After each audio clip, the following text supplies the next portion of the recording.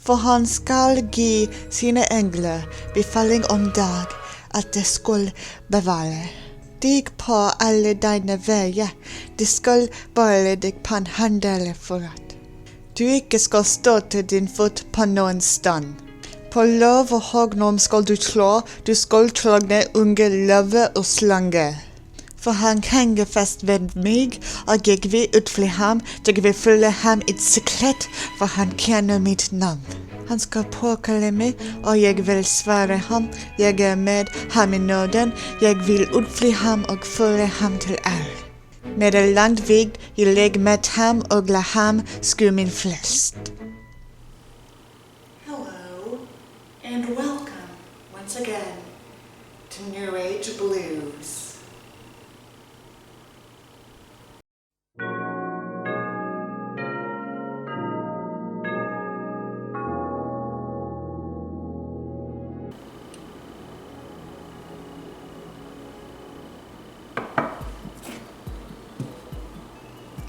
Hey guys, it's Flowergothic, and I'm finally making a Märtha Louise video.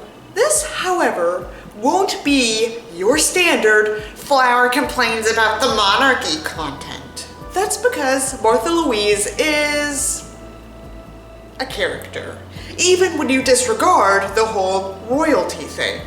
She's not only the Princess of Norway, she's a motivational speaker, a mother, an author, an empath, and someone who claims she can communicate with angels.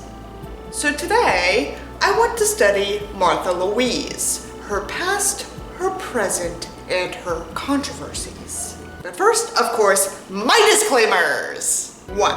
Do not harass anyone I mention in this video, especially Märtha Louise's children. 2 of them are minors at the time of this recording, and I refuse to bring minors into my bullshittery.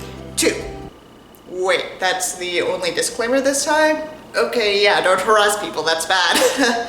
Also, any comments antagonizing me or others will be reported and blocked. Please behave yourselves, yada yada yada. You get the drill. Märtha Louise of Norway was born September 22nd, 1971 in where else but Oslo. She was the oldest of King Harald and Queen Sonja's children, but she initially was not in the line for succession. Until the early 90s, Norway practiced agnatic primogeniture, meaning only men were able to inherit the throne. If a king only had daughters, the crown would go to the closest male relative. Japan is the most well-known constitutional monarchy to still practice this, but there's one European country that does as well. Y'all know it, y'all guessed it, it's Liechtenstein! I bring this up because for her entire childhood and adolescence, Märtha Louise didn't live under the pressure of becoming the next monarch.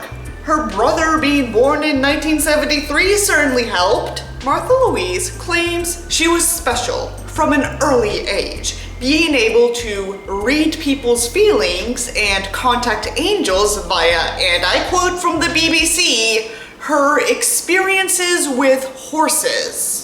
Märtha Louise said she realized as a child that she could read people's inner feelings, while her experiences with horses had helped her make contact with angels. It was while I was taking care of the horses that I got in contact with the angels, she says. Regardless, Märtha Louise had an ordinary royal upbringing. Her parents partook in the hot new trend of sending their children to a public primary school, albeit in a wealthy part of the city, and then to an elite private secondary school. Since her younger brother was still ahead of her for the throne when agnatic primogeniture was dropped, Märtha Louise took some years to study physiotherapy, a perfectly normal method of healing and rehabilitation, getting certified in 1997. 3 years later, she got a certification in the Rosen method, which is not a normal method of healing or rehabilitation and is basically a weird blend blend of physical therapy and mindfulness, along with a dose of bullshit! I might do a video on the Rosen method one day, as Märtha Louise doesn't practice it and doesn't speak much about it. Instead, in 2002, she went into private business. She established a sole proprietorship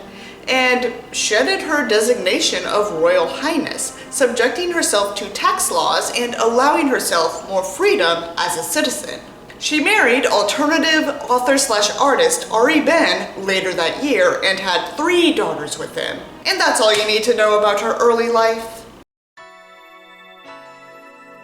And now it's time we talk about the whole angel thing. In 2007, Märtha Louise founded Astarte, later renamed to Soulspring. It was an angel school that intended to help people find their own guardian angels. This move was controversial.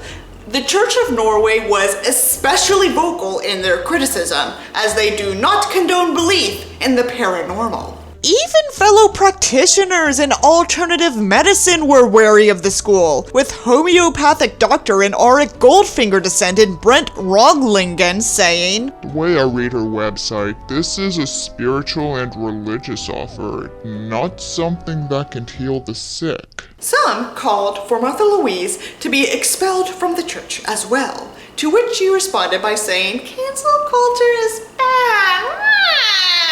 Here we live in a country where we try to put an end to mobbing in the schools, and yet we, the grown-ups, continue to put each other down rather than carry on an exchange of opinions in a civilized manner. What kind of role models are we for the children? So what exactly did Soulspring teach? According to the site itself,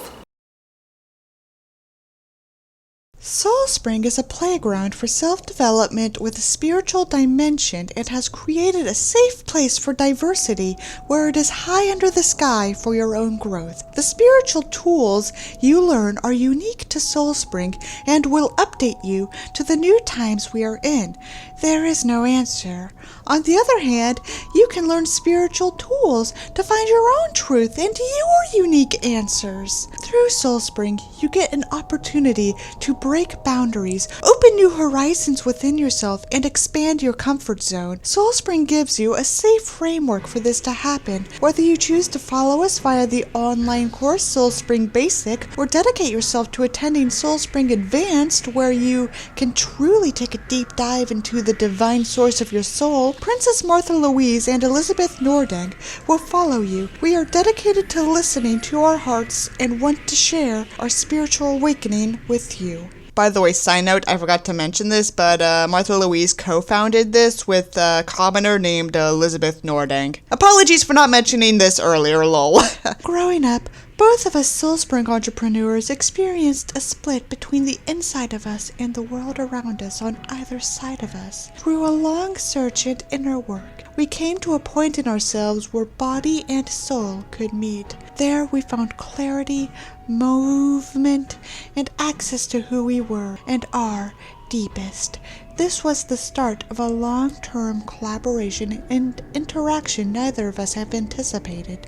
Our strength is that we are two. There is a power and inspiration that neither of us could have created alone. We are equal in everything we do and balance well between giving and receiving to ourselves, each other, and the people around us who are becoming more and more. The potential of the soul is often hidden, as a flower is in a bud of spring. We need warmth and light to be able to grow sufficiently to unfold in our full flower splendor. At Soulspring, we open up with presence, meditation, and simple but powerful spiritual tools and insights. When you let the wisdom and beauty of the soul come to the surface and let it have a voice in your life and a presence in your body, and it starts to be fun, then you can finally sit in the driver's seat of your own life by consciously taking responsibility for your life and starting to create it the way you want. We Soulspring entrepreneurs want to follow you for a while. We can promise you strong growth, lots of laughter, redemptive tears, and an insight that is only yours. Are you ready? Okay, but what does Soulspring actually teach you? Sadly, the school closed in the late 2010s, but I got some knowledge through extensive use of the Wayback Machine. Let's start with the basic course. Learn the basic tools that changed our lives for the better. In Soulspring Basic, you will learn the basic methods we use in daily life to be present in this life, listening to our inner wisdom in a busy everyday life. You may not think it's possible? For us in Soulspring, for Märtha and Elizabeth, these methods have been the start of a major change in life. They were the beginning that we managed to change our lives from being tired of taking in too many moods, feelings, and sores from others, to being able to be present with ourselves in the face of others. A big change for us, which allows us to be more in place as a human being. Now we would like to share our experiences and methods with you in the beginner course Soulspring Basic. The importance of self-presence itself is essential. The Soulspring Basic tools can help you start your way back to who you really are. Soulspring Basic is the basic course you need to take all other courses with us in Soulspring, and there are many new courses coming in the fall that you might like, so why not take the step? Part 1. The Journey from Head to Heart. Society today focuses largely on us thinking about solutions based on the intellect. It makes many people forget what it's like to listen to the heart. Maybe you're one of them? The journey from head to heart can be long, but is extremely necessary for us to be happy in place and for us to create our lives and from a true place within ourselves. In this section, we consider how other people can influence us. You learn techniques to purify the energies and options of others that you take in during the day, yes, during life. In addition, we thoroughly go into how you can once again begin to listen to your unique wisdom in your heart. Yes, you carry everything in you, but we have often lost the way to this wisdom. Now you can learn this important part again by getting to know your unique language again and your spiritual password. Part 2. Border setting. Do you feel that people are invading you? That you are being drained of energy and not quite understanding why? Do you need a whole day on the couch without understanding how you got so tired? Maybe you feel it saying no as difficult. After all, there are so many who need you, right? We have been there, and although we still love helping others, we know that what helped us dare to say no to others and yes to ourselves when needed. It's not too bad to be able to refine your own energy either. When the feel you have far out there and limit energy consumption by perhaps a slightly unconventional method, namely by getting to know your aura. It works! Promise! Part 3. Spiritual Everyday Life. Do you feel that there is a distinction between the spirituality or the spirituality you feel living in you and the everyday life you live? You're not alone. We at Soulspring have both been there, and it was precisely the tools we share with you in this Soulspring Basic course which made us begin the journey to create a bridge between the spiritual part within us and everyday life, so we could safely be in place and shine like the light we are in reality. In this section, you will learn the starting point for living a life in contact with yourself and present in life, and for continuing our course in Soulspring. What do you get? Videos. Soulspring Basic consists of 19 videos where you get both easy to understand explanations, stories, as well as meditations and exercises to find your answers and to find your way back to yourself. Facebook. You will join a closed Facebook group where you can meet like-minded people and exchange experiences with others. Many experience this as an important part of the course. This course, by the way, was almost 1,500 Norwegian crowns, or around $167, not counting for inflation. Here's what they said about the Angel course. Meet your guardian angel. By now! The angels are with us all, regardless of whether we choose to have contact with them or not. Maybe you're one of those people who has turned off this contact.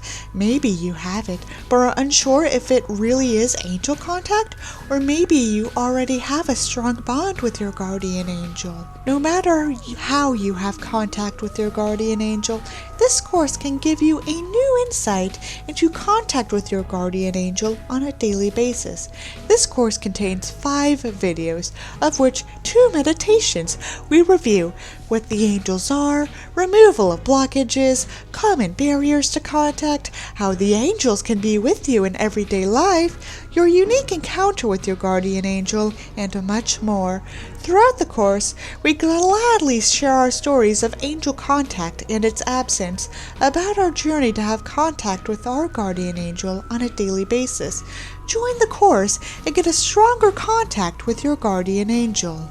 This course in particular required a deposit of around $566, over $500, to learn how to contact angels. Now that's what I call a scam! There's also a disclaimer in one of the advanced courses that I find disturbing.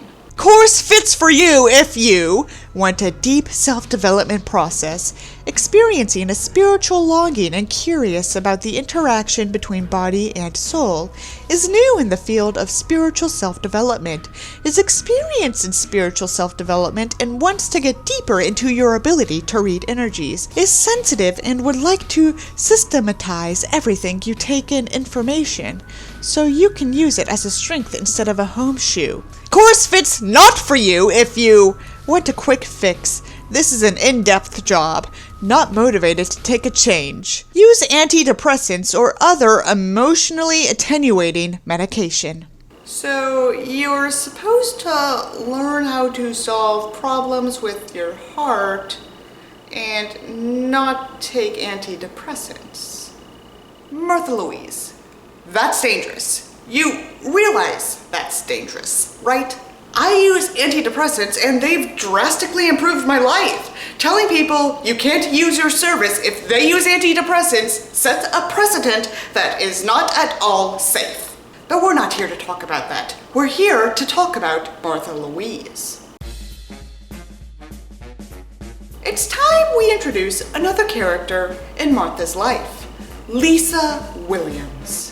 Lisa Williams is an English self-proclaimed psychic and medium. There's little objective information about her, but according to her own website, for over 2 decades, my work as a successful psychic medium has allowed me the honor and privilege to share powerful messages from spirit to hundreds of thousands of people from all around the world and walks of life. Along the way, I've discovered so many incredible ways to bring you the healing, growth, and guidance you've been seeking, and now I'm taking the very best of what I've learned and I'm bringing it all to you. I'm so excited to be sharing these powerful teachings with you, and I hope to connect with you soon. In short, she certifies people to become psychics and mediums, including psychic investigators. Damn, I'm in the wrong business! Also, this shouldn't have to be said, but psychics and mediums are bullshit. That one CIA study that quote-unquote confirmed their existence was heavily flawed with results that couldn't be replicated. So where does Lisa fit in the Märtha Louise puzzle? In 2014, Lisa Williams spoke at Soulspring. As Märtha Louise is part of the Norwegian royal family, which is the head of the Church of Norway, this was controversial. Even tabloids talked about how this could damage the royal family's reputation. The Norwegian royal family refused to comment, but Märtha Louise tried to do damage control in an odd way. We in Soulspring do not communicate with dead souls in our work, and here is where our work is separate from Lisa's. To be completely honest, we don't see the point in contacting the dead. They passed over to the other side for a reason, and should be allowed to stay there. This begs the question, did they even research Lisa before they invited her to speak? I want to do a video on Durex at some point, so I'll keep this short. In 2017, Märtha Louise divorced Ari. The separation was amicable, and they maintained a friendship that lasted until Ari's tragic suicide. In 2019, Märtha Louise found love again in an American self-proclaimed guru named Durex.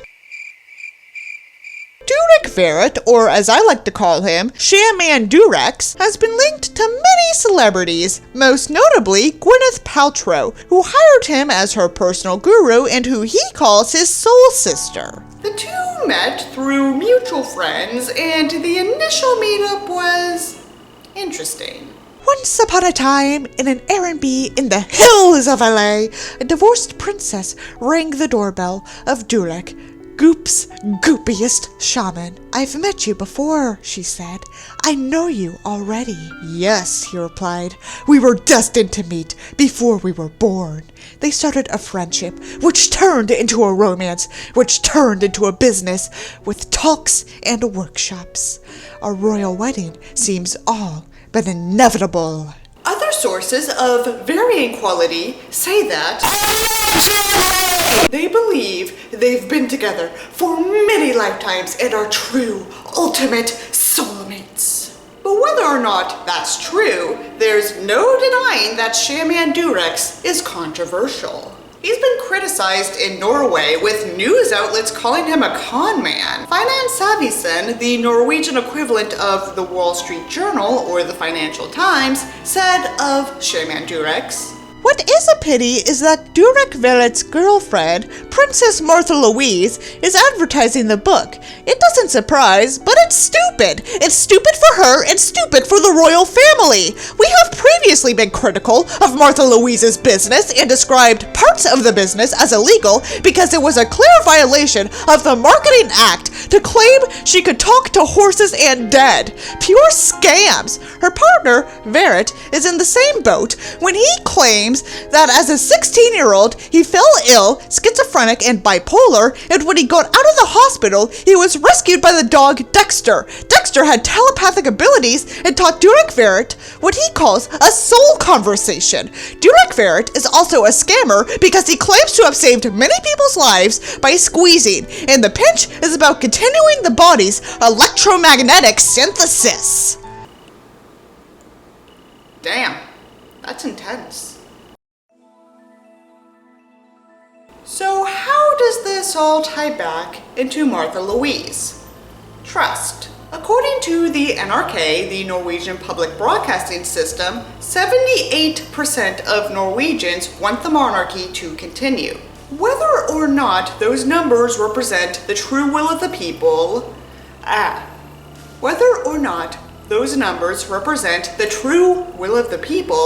it's no secret that the Norwegian royal family is popular. But how do royal families remain popular? I might have mentioned this in a previous video, but there are 4 aspects a royal family needs: stability, neutrality, non-controversiality, traditionality. But Flower, you say, some of those words don't exist. I don't care. From what I know about the Norwegian royal family, their members aren't particularly controversial, save for things about the crown princess I mentioned in my June 2021 video. Most times they break tradition. It's in a good way, such as when the current king married a commoner, or allowed women to inherit the throne. Märtha Louise is someone that dangerously deviates from royal traditions. She claims she can speak to angels.